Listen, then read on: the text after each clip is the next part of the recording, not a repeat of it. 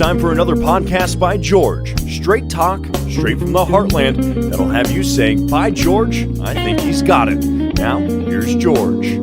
Hello, hi, how are you? And welcome to another podcast by George. Welcome back to the illustrious video studio here. And, right off the top, I want to thank John Schaefer for that outstanding introduction that he does on the show. And, of course, the music that you hear opening and closing the show, it's usually Bob Pace, but sometimes it's the folks, Desharm Jones, that band that we've got a podcast on. And, of course, Matt Woods, who's been on the podcast. We use some of his music also. So I want to thank all of those folks because it's great stuff. And today's podcast, we're going to, as promised, circle back with a good doctor, Dr. Steffen W. Schmidt from Iowa State University. He's the professor of political science. He's the author of about a dozen books, including the best-selling college textbook, American Government and Politics Today, that's in its 20th edition. It's been read by more than 3 million college students, and I always like to show that on the podcast because if you're in a political science course at a college or university across this land, more than likely you're going to end up with that textbook. So this is a guy that is co-author, and he's also, he's heard all around the world as a commentator and an analyst on political matters. He's known as Dr. Politics, and we're delighted to have him back on a podcast by George to talk about the just wrapped up third Democratic presidential debates. And I don't know, Doc, I'm watching that. I want to kind of just get your overview generally to start with. I'll give you mine here very quickly. I just wasn't as interested in it. It was tough for me to get into this third debate, maybe because my candidate of choice, Tulsi Gabbard, was excluded. I was a little sour about that, but, that's politics. I'm watching this thing on it was on September 12th, the day after 9/11, and here's Tulsi Gabbard, the serving member active military that just concluded the third tour in Indonesia on behalf of the United States, serving in the U.S. Congress, running for president, and she can't be in the debate. She didn't qualify. She didn't meet the criteria. So, okay, maybe let's make that our first question, Doc. She's excluded on the basis of polling. Here's my take on this, and straighten me up if I'm wrong. I get off the rails on this, but particularly early in these presidential races, if there's one empirical fact, if there's one piece of science that we know, it's that polls are not very accurate and they're not very reflective of what's going to happen, or maybe even where the electorate is at in that frozen moment of time. Yet Tulsi Gabbard can't be in the debates because of polling. You have to have some criteria. I understand that, but why would you choose something that we know, based on 2016 particularly, is wrong, or is so wrong? The early polls, as you correctly point out, can't really take into account what's going to happen between now and February 3rd when the caucuses are held and when the New Hampshire primary comes a week later. So I think, let me just step back and say, I don't like the debate process. I don't like the debates. I don't like the format. I don't like to have a bunch of reporters, no matter how smart or objective they are, up there essentially acting like almost like judges or juries. So I don't like the debates. I think that they don't reflect the complexity of what we have facing us. You cannot really deal with things like health care, complicated foreign policy, the social issues we face in that kind of format. So I'm opposed to it. I think that the parties need to basically step back. The media needs to let the candidates campaign, and Tulsi Gabbard is campaigning. And she's been in New Hampshire in the last couple of days. There are when I was in New Hampshire, there are big billboards with her picture on them. One of them on Route 28 in Windham, down near the Massachusetts border. So she and the others who didn't make the cut, because only 10 of them, and there's still 20 candidates, made the cut for the debates, they should be allowed to go and meet with voters, run their ads, collect some contributions so that they can send out, tweets and mail things out and bumper stickers and yard signs and all that. And the debates, I think, short circuit that process. I think we ought to do away with them, frankly. And if I really do. Yeah. I think we ought to do away with them. Yeah. I didn't think this last debate informed me about much. It's a gotcha situation, George. They, Beto O'Rourke and Julian Castro were trying to get attention by Julian Castro by attacking Joe Biden, the front runner on his age. Beto O'Rourke shouting that he's going to take away people's AR-15s, or AK-47s or whatever semi-automatic rifles people might own, combat rifles. That doesn't get you very far. And so, Schmidt, you can put me in the column of kill the debates. Yeah, and it's hard for me to watch them. Now, my wife, God love her, I'm telling you, she watches them. I mean, she listens to them. I kind of go in and out. I literally walk in and out of the room, and then I stand out of the room to listen to them. I can listen to them more than I can watch them because I don't know, it rubs me the wrong way. It doesn't make me mad. It just makes me extremely uncomfortable, when I'm watching these things. You want to use your AR-15 and shoot out shoot the TV. Well, 3 hours. Yeah. How many Americans? You can watch 3 hours maybe of Game of Thrones. Yeah. But not 10 politicians yakking away and a bunch of reporters asking sometimes good but often really sort of marginal questions. It's not a format for the 21st century. No, and I don't know what good it does. I don't know that anybody's moving the needle very much. I'll tell you what occurred to me when I'm watching the thing. I'm thinking, all right, they're preaching to the choir, obviously. I don't know that a Republican, not one probably, are watching these debates. I can't say that I blame them because a lot of Democrats aren't watching them either. But I'm thinking this part of the electorate that they want to get this huge part of the Democratic Party. I tell folks it's the 2008 Obama voters, basically, that have disappeared since that election. They're not watching this either. They're not I can't believe that those people are tuning in to make a decision on who to vote for from this group. I don't think that's happening. I don't think, and you're on it, the debate is the format for reaching that audience necessary to win. No, I think you're right about that. And I saw this past week, Andrew Yang was being carried like a rock star on his back on top of a crowd that was pushing him to the front of the podium in this enormous room with people cheering him in California. That tells me a little bit more about, it's places where a candidate is really connecting with people than him saying on the debate stage, I'll give 10 people $1,000 tonight, which is a stunt, Yes. It doesn't do anything for me. So let's move on now. I saw there are 2 more debates planned. Come on, people, quit this. Stop it. Yeah. You know what Tulsi Gabbard should have done? She should have gone either in New Hampshire or Iowa on debate night at the exact hour when the debate started and called together every single person who likes her, supports her, or even wants to just hear her, and held a big barbecue fundraiser rally type situation for, let's say, injured veterans and their families. That's what she should have done. She shouldn't have just essentially That's a great idea. Yeah. agreed, that this is the end, and she's not in the debate because she didn't get the number of dollar contributions and poll numbers. I mean, the candidates who don't make the debate should form a resistance and should not agree to be marginalized and basically made people without a place in this coming contest. That's a great idea. I mean, you had a great idea on the last podcast. We were talking about this for Joe Biden in a rally. Have you ever been? Has anybody ever asked you to be, instead of Dr. Politics, instead of an analyst? Have they ever asked you to be a consultant to a campaign? I have helped one person and get elected and raise some money for them. I didn't get paid. It's a guy I love, the greatest sheriff, ever. I won't say who he is, but that's the only time I've ever done it.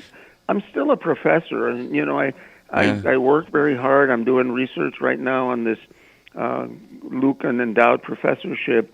When I retire, or if I retire, I may do some of that. Because I enjoy it. I think, we need new, fresh ideas and different ways of doing things, and I think it would be a lot of fun. That's a stellar idea. Maybe I'll suggest it next time I go to, if there is another Tulsi Gabbard appearance or rally, she says she's in. She's going to keep out there campaigning, and God love her for doing that. So, good, she's going for it. I'm glad she's going to say, remember Barack Obama? We've said this before, I think.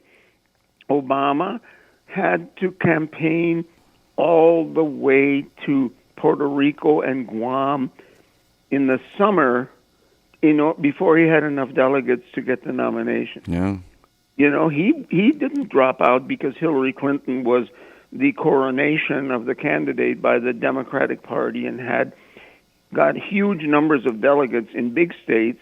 Obama said, well, I think I can connect with people in even the few Democrats that exist in North Dakota.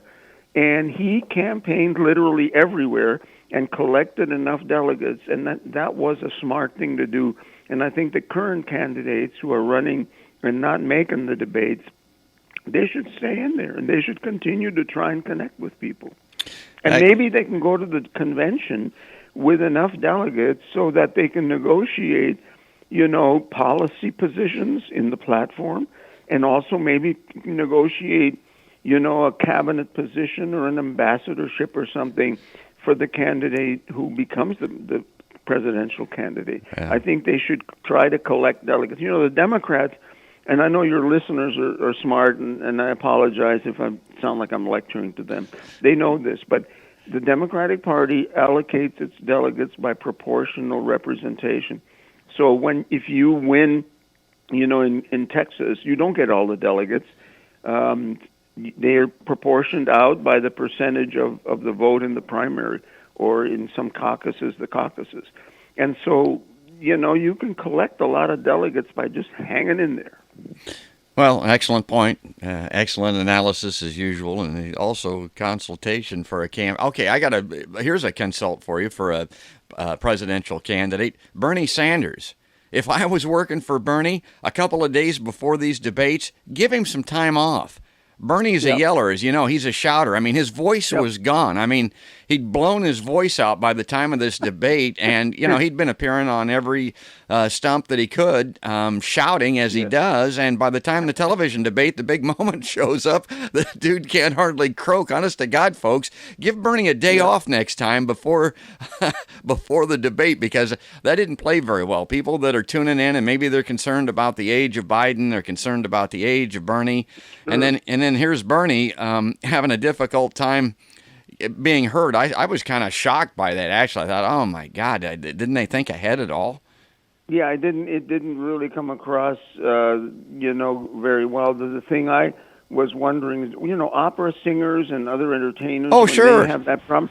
But they squirt something down their throat for their vocal cords, and then they're okay, at least for the night. So somebody should have squirted something down Bernie's throat. To help him out a little. And the other thing about it is, in my retirement years, I'm spending far too much time with musicians and athletes and people that I admire and like. I just like being around those folks. But the musicians, the singers, I mean, if they have back-to-back gigs or whatever, they're very concerned about blowing their voices out. They're aware of this. They'll either conserve it or they'll take. They won't do 2 nights in a row. I mean. Sure. They're in the business. I mean, their livelihood is their voice, and it's the same way with these political candidates. Well, moving to the issues very quick, I thought it was kind of a circular firing squad on Medicare for all, and Bernie was on the defensive, and everybody was kind of explaining why they had a different concept and why his plan wouldn't work. Do you think Medicare for all is dead and done, or is it still viable? No, I mean, I think the idea that everybody in the United States should be able to go somewhere to get medical attention is a good idea. You don't, even illegal immigrants, you don't want epidemics breaking out among any segment of the population because they don't have access to any health care. But the way that it's being formulated I think by Bernie Sanders and Elizabeth Warren to some extent as well, is probably not going to fly. I think the other ideas that are out there of leaving private health insurance for people who want it and like it, Elizabeth Warren is wrong when she says, I don't know anybody who likes their health insurance. That's just not true. I've saved up money every month, every year for the last 50 years to be able to pay a co-payment, a premium on my health insurance. And I'm very happy with it. I think I've been treated well. I think I've had good access. And people who don't have that should also have some way of getting medical attention besides going to the emergency room, which is a very expensive and not a great idea, because you go there when you have an emergency, and so you don't have any preventive health care going for those people.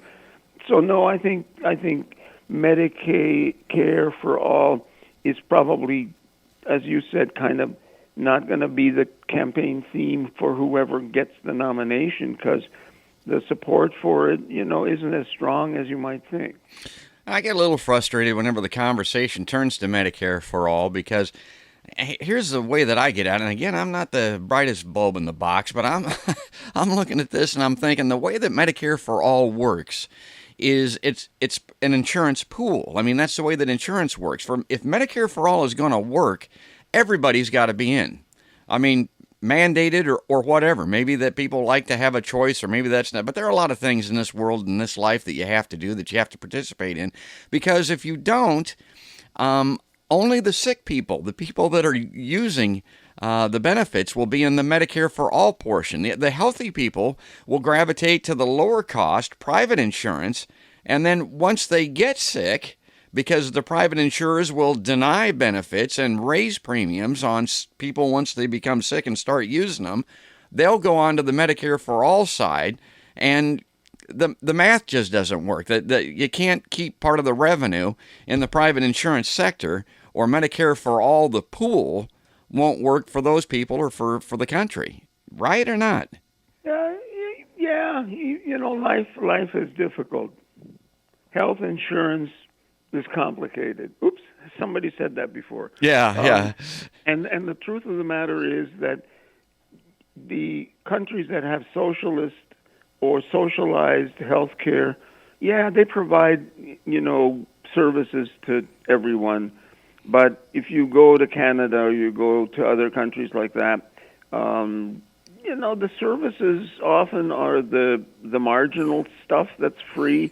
If you want to have hip replacements and knee replacements, forget about it. In those countries, very often those are rationed out. It might take you 5 or 6 years before you're on top of the list and can have that done. In some countries, they don't. The National Health Insurance Program doesn't take care of preventive medicine, giving you things like Crestor or rosuvastatin, to reduce your cholesterol. They don't do any of that. The other thing that, and I want to make this clear, because your listeners are probably right now, some of them are steaming and fuming because I'm knocking down these countries where they have national health care systems: France, England, Germany, Italy, some of the other countries like that. Those systems, we now have the data on it. They're going broke. They're going broke, even though everybody is in the pool, even though the government, allocates significant amounts of resources to them. They're going broke. Well, the one thing I will say, though, and anybody that says that we can't afford it or can improve on our healthcare system, there's a huge margin in this country because of the wealthy that aren't taxed their fair share, of the corporations that aren't taxed at all. That's right. And this huge military-industrial complex that we're funding. There's plenty of dough around, folks. It's just how you happen to allocate it. Well, before we let you go here... You're absolutely right about that. And I want to say what we're seeing unfolding now around the world is additional military spending, attacks on Saudi Arabia, the Iranians running around, the Chinese trying to dominate the Pacific. So if you want to see cuts in military spending, don't hold your breath, because you're going to pass out. The world is not improving in that regard. Terrorism in Africa is expanding all over to countries where they never had it before. That's the dilemma we face. You want to be the world's policeman and a big leader in trying to stabilize places. You're going to get involved all over the place, and it's going to cost a lot of money. And Tulsi is going to be going to Indonesia and Philippines and God knows where else for quite a while. Yeah, Tulsi Gabbard. I love her. Well, I'm going to run off the rails here real quick because I wanted to get something else in here that that is of yours that dovetails with what I've thought for a long time, and I thought when I was watching these debates also, and that is, do you think the time of the traditional politician that you and I grew up with, going all the way back to the Camelot of the Kennedys and maybe even before that, my God, all the way back to Adlai Stevenson and people like that, do you think that era has passed? And do you think the Democrats perhaps are the slowest on the uptake? Do you think the Republicans maybe figured that out a long time ago with Ronald Reagan? And now, of course, with Donald Trump? I look at this debate field and those candidates and the way they conduct themselves in the format that you talked of, and it struck me looking at it, but again, I'm an extreme cynic. I thought, my God, this day is over with. This is not going to get anyone elected. That is not what the people of America, this American Idol audience out there in the hinterlands, that's not what's going to flip the Electoral College in favor of the Democrats. They need to get on board with some celebrity that isn't a traditional politician, or Trump's just going to keep this thing rolling through another 4 years and maybe on to his family after that. Is that off the rails? No, I think popular culture, and I wrote an article that was, I think, in the Des Moines Register. Yeah, I'm going to put some of that up on the screen. Culture, yeah. And so, we've got Americans very interested in the Kardashians and very interested in game shows and very interested in all kinds of entertainment. Some of it, pretty adult, let's say.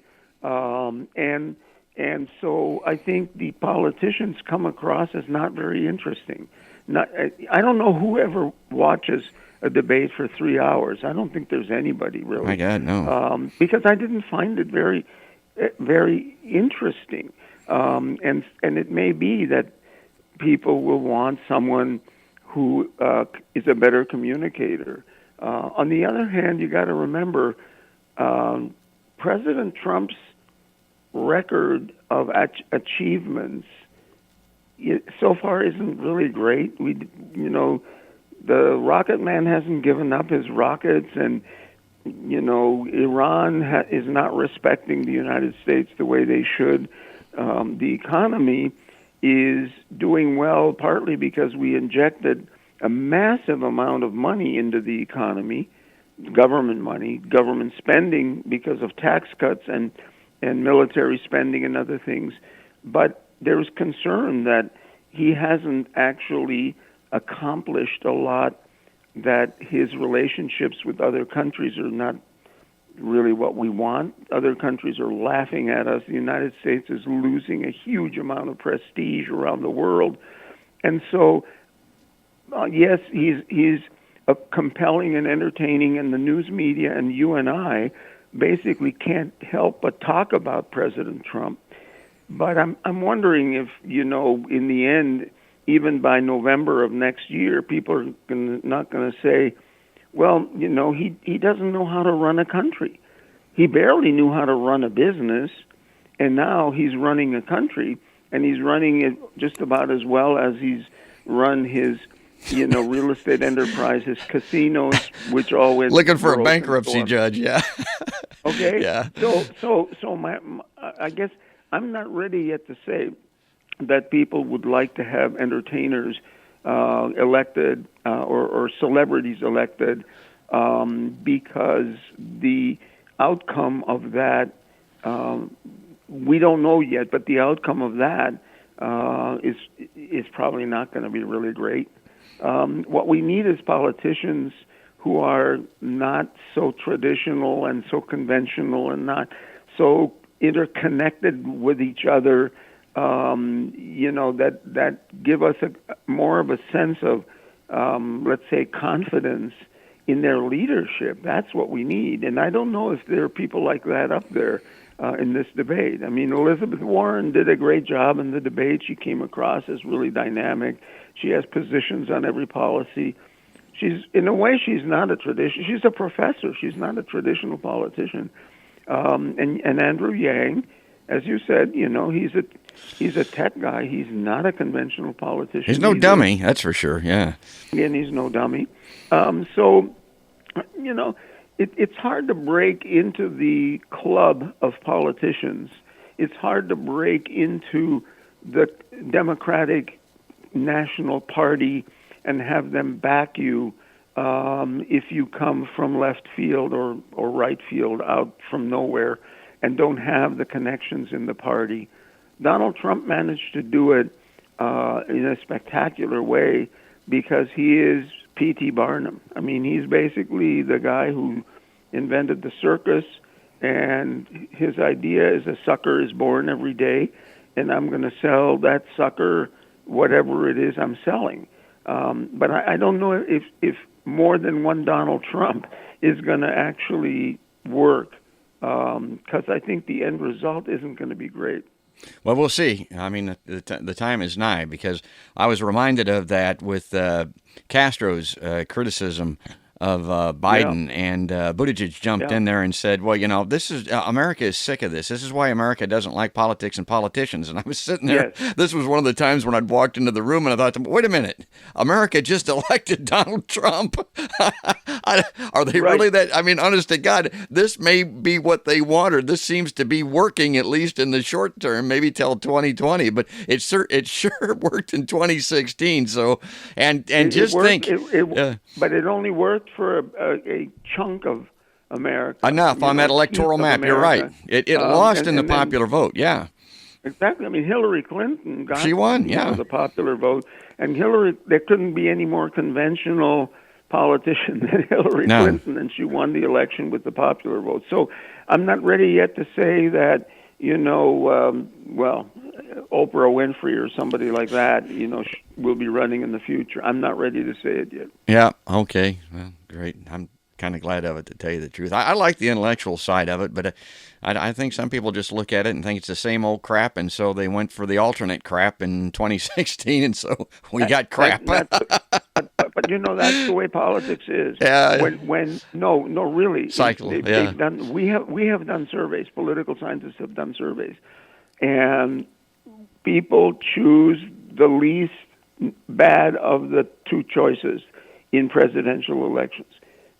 Very, very often when they're asked, is there someone else that you would have preferred as the candidate? The answer is almost always yes. Nice.